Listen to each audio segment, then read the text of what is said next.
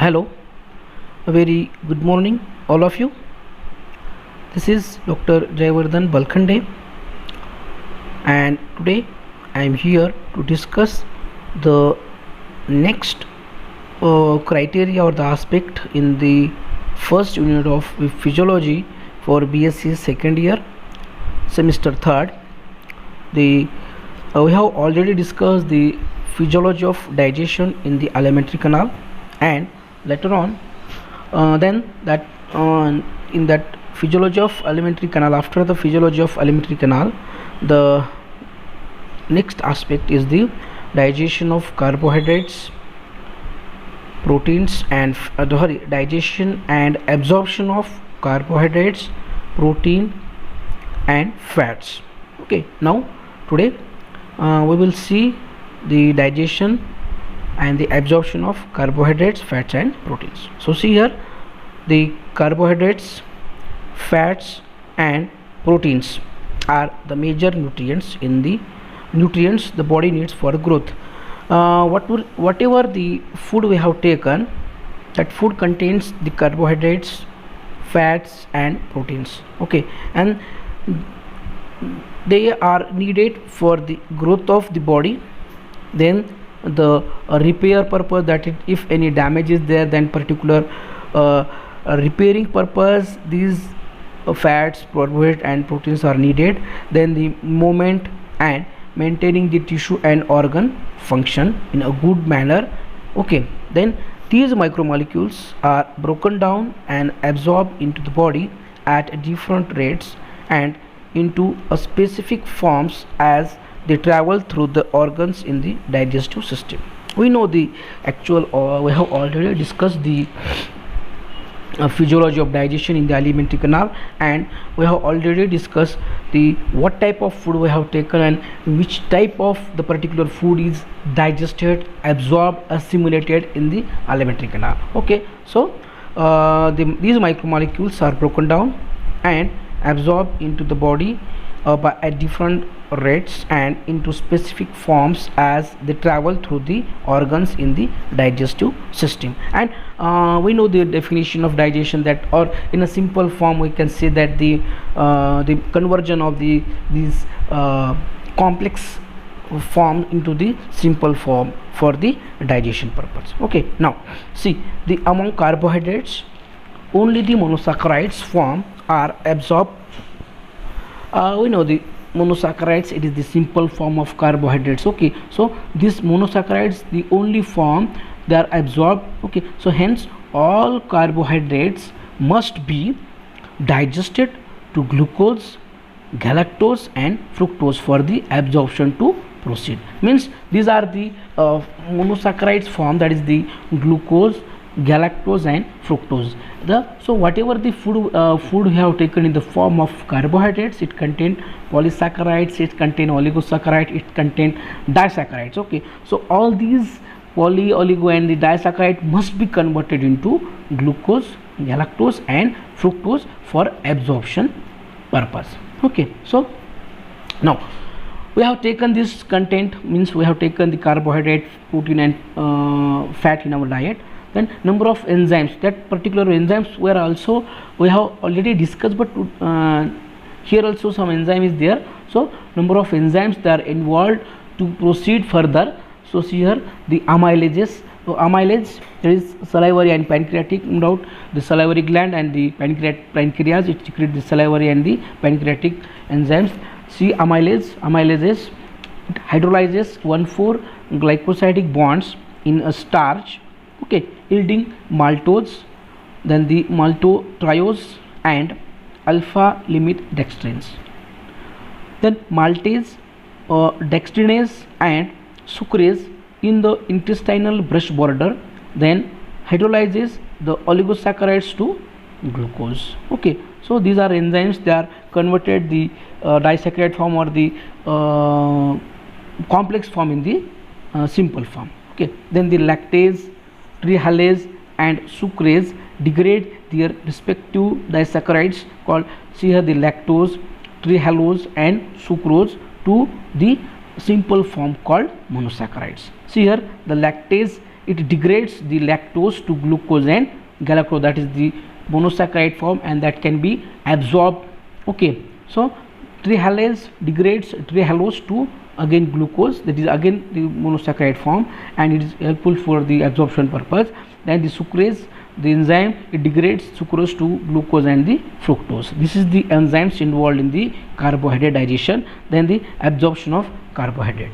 See here, the glucose and galactose, they are transported from the intestinal lumen into the cells by sodium dependent co-transport, that is the SGLT, in the luminal membrane, and the sugar is transported uphill whereas the sodium is transported downhill, and they are then transported from cell to blood by facilitated diffusion process. It is very important in this absorption is they are transported from cell to blood by facilitated diffusion. Okay, and the sodium potassium pump, it is also a very important and play a crucial role. Okay, so the sodium potassium pump in the basolateral membrane keeps the intracellular sodium is low, and thus maintaining sodium gradient across the lumen. Okay, now this is the digestion and absorption of carbohydrate. The next is the digestion of proteins. So dietary proteins are a source of amino acids. No doubt, whatever we have proteins taken in our diet, that particular contain amino acids, and that are utilized for the formation of various cellular substances. Whatever the amino acids is present in the proteins, that particular amino acids are utilized for the formation of various cellular substances. Okay, and the mostly proteins must be broken down into amino acids for the absorption. Same here, means in carbohydrates the complex form is the polysaccharide, oligosaccharides, okay, or the disaccharide, and they must be converted into simple form called monosaccharide. Same here, whatever the protein we have taken, that protein must be broken down into their simple form called amino acid for the absorption purpose. Okay, now see here, the digestive products of protein can be absorbed as amino acids, dipeptidases and tripeptidases. Okay, both endopeptidases enzymes which degrade proteins by hydrolyzing interior peptide bonds, and exopeptidase enzymes that hydrolyzes one amino acid at a time from the C terminus of proteins, and peptidases are involved in the digestion of proteins. Okay, so digestion takes place in the stomach and the small intestinal region. Now the enzyme involved in the protein digestion, pepsin is secreted in its zymogen forms as pepsinogen by the chief cells of the stomach. That particular cells we have already discussed in our physiology of digestion in alimentary canal. Okay, then the pepsinogen is activated to pepsin by gastric H+ ion, and the optimum pH for pepsin is between 1 and 3, that is the acidic. Okay, and pepsin hydrolyzes proteins into peptones and proteases. Okay, when the pH is greater than 5 or more than 5, pepsin is denaturated. Thus in the intestine as HCO3 is secreted in pancreatic fluid, duodenal pH increases and pepsin is inactivated. Okay, then the pancreatic proteases, the digestion is completed in the small intestine by the action of pancreatic and intestinal juice. Okay, then the proteases include trypsin, chymotrypsin, elastase, carboxypeptidase A and carboxypeptidase B. Okay, and they are secreted in inactive forms and that are activated in the small intestine as follows. The trypsinogen is activated to trypsin by a brush border enzyme called enterokinase. Okay, and Trypsin then converts chymotrypsinogen, then proelastase and procarboxypeptidase A and B to their active forms. This is the digestion of protein. And the absorption of protein is free amino acids. Here sodium dependent amino acid co-transport occurs in the luminal membrane. It is an analogous to the co-transporter for glucose and galactose. The amino acids are then transported from cell to blood by again the facilitated diffusion, and there are four separate carriers for neutral, acidic, basic and amino acids respectively. Then the dipeptidase and the tripeptidase, they are absorbed faster than free amino acids.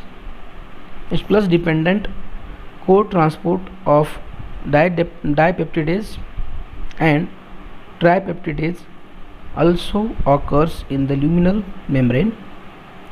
After the dipeptidase and tripeptidase are transported into the intestinal cells, cytoplasmic peptidases hydrolyzes them to amino acids, and the amino acids are then transported from cell to blood by the facilitated diffusion. This is the digestion and absorption of the protein. Okay, now the digestion of fats. It is the fats not being soluble in water by their nature are both difficult to digest and absorb. Okay, so the fats, they are not means they are very difficult to digest and absorbed. Okay, they do not mix with the stomach or intestinal contents. Lipids include triglycerides, phospholipids, cholesterol, steroids and fat soluble vitamins. Okay, the first step in lipid digestion is emulsification, which is the transformation of large lipid droplets into much smaller droplets. Okay, and the emulsification process increases the surface area of the lipid exposed to the digestive enzymes by decreasing the droplet size. Okay, then the enzymes, so here the lingual, in the mouth region, the lingual lipase digest some of the ingested triglycerides to monoglycerides and fatty acids. However, most of the ingested lipids are digested in the intestine by pancreatic lipase. This should be note that the most of the ingested lipids are digested in the intestine by pancreatic lipase. Okay, now in the stomach region, in the stomach, mixing breaks lipids into droplets to increase the surface area for digestion by the pancreatic enzymes. Okay, and the last, that is the in a small intestine region, bile acids emulsify lipids in the small intestine, increasing the surface area for digestion, and the hydrophobic products of lipid digestion are solubilized in micelles by bile acids, and the pancreatic lipases hydrolyze lipid to fatty acids, monoglycerides, cholesterol and the lysolecithin. The enzymes are the particular enzymes are the pancreatic lipase, cholesterol ester hydrolase and the phospholipase A2. So see here, the whatever the fat we have taken, that particular fat, it must be converted into smaller form, or the it may be called as a monoglycerides. Okay, and that after the digestion, that particular they are transported, or the monoglycerides are then transported from cell to blood by the facilitated diffusion, and they get absorbed in the absorption is takes place. Okay, so this is the digestion and absorption of carbohydrates, fats, and the carbohydrates, protein, and fats. Okay, so with this I stop here. If my dear students, if you have any query, then please ask in our Google Classroom, okay, or in our WhatsApp group for more discussion in this on the topic. Till then I stop here. Stay home, stay safe. Thank you very much.